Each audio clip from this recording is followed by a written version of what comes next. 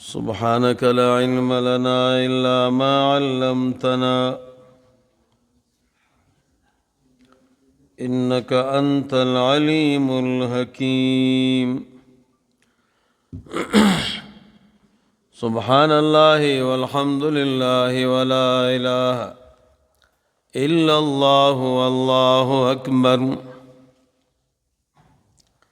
ولا حول ولا قوة إلا بالله العلي العظيم.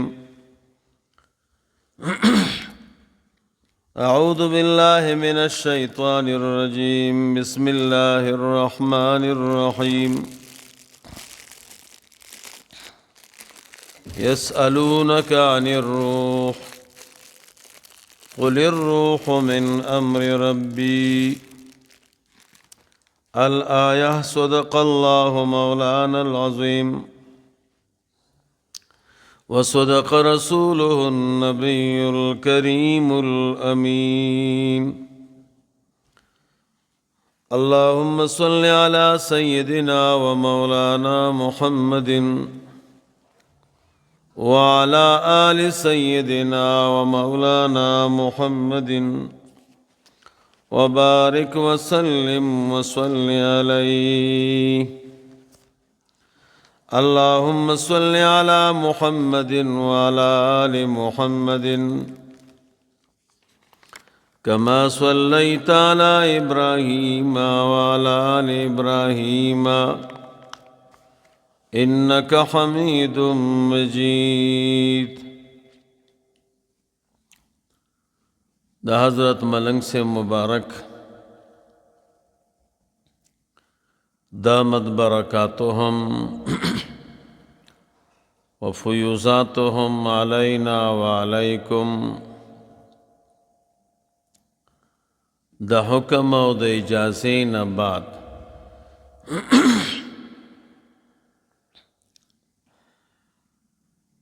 زمونږ استاسو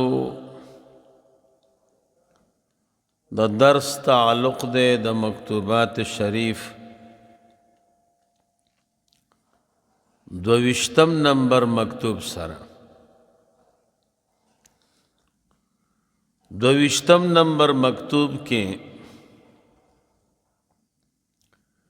امام ربانی رحمہ اللہ سلور بحثون کئی او پاغے کی یو بحث متعلق دا روح دے. نو دا روح متعلق میں تاسو تا تیر شوی جمعی شپک خبری کنے وی. ننہم دا روح متعلق شپگو خبرو تا فکر کوائی. دا مهم ترین موضوع دا او دا مسلمان لوی اصلاح دے بانے موقوف دا. نو دا دیز دا کول پکار دی. اگا شپگو خبرو کے نننی شپگو خبرو کے اولنی خبرہ اغا تعریف دا روح دے. سوک منگا و تاسو نا پختنو کی دا روح تعریفو کا. نو دا روح سا تعریف دے. علماوی دا روح تعریف دا دے جسم نورانی علوی حی مخالف بالماہیت لهذا الجسم المحسوس سار فیہ سریان الماء فی الورد لا يقبل التحلل ولا التفرق.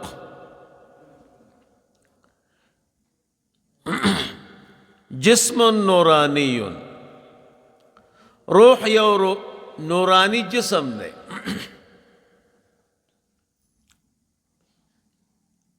علوی تعلق د اعلا سره دی د اسفل سره نه زمکه سره تعلق نشتا اسمانونو سره تعلق حی ژوندی دی حیات پکې مخالف بالماهیت مخالف دے پا ماہیت سر لحاظ الجسم المحسوس د دغی جسم محسوسا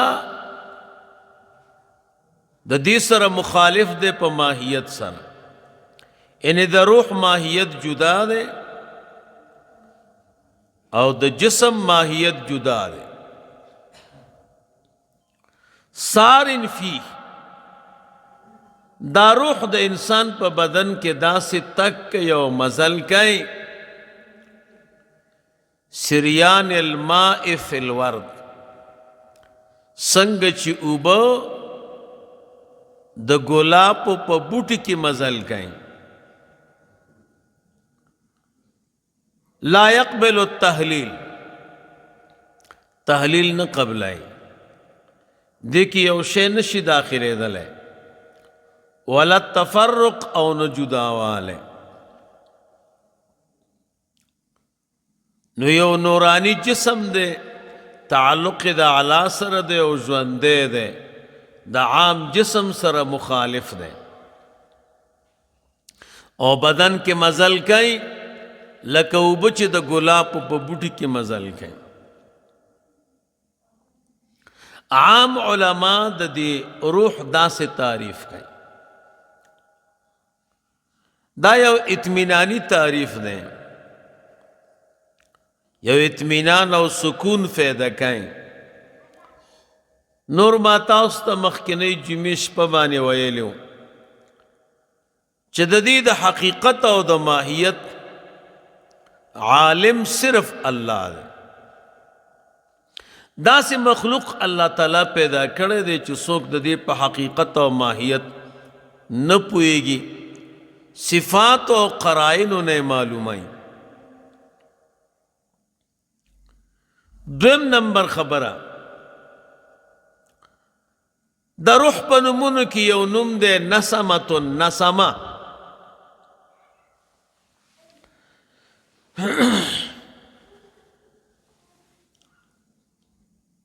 هغه مشهور روایت ته د معراج رسول الله مبارک صلی الله علیه وسلم چې د معراج په شپه باندې لاړ او اسمان کې آدم علیہ السلام سره ملاقات وک نو چې خي طرف ته به وکته نو به خندل چپ طرف ته بچ آدم علیہ السلام وکته نو به جړل رسول الله مبارک صلی الله علیه وسلم د جبرئیل علیہ السلام نه پوښتنه وکړه چې آدم علیہ السلام خي طرف ته وګوري نو خاندي چپ طرف ته چې وګوري نو جاړي جبرئیل علیہ السلام ورته فرمایل انما فی یساره نسمه د په دې چپ طرف کې ارواح دي روحونه دي د کافرانو د بدکارانو کله چې آدم علیہ السلام دی وګوري دا خو بچی دي اولاد دے بچے چې سمرم بیکار شي د مور او پلار په زړه خوږي چونکه دا د بچی دي اگر کنا فرمان دي نو دې پچړاش خي طرف کې د نیکانو روحونه دي کله چې ورته وګوري نو خوشاله شي نو خاندي نو هغه حدیث کې ارواح تا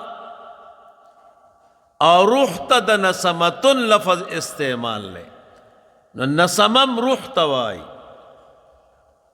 عام د فقه کتابونو کې هم د روح نه تعبیر په نسمه سره کوي.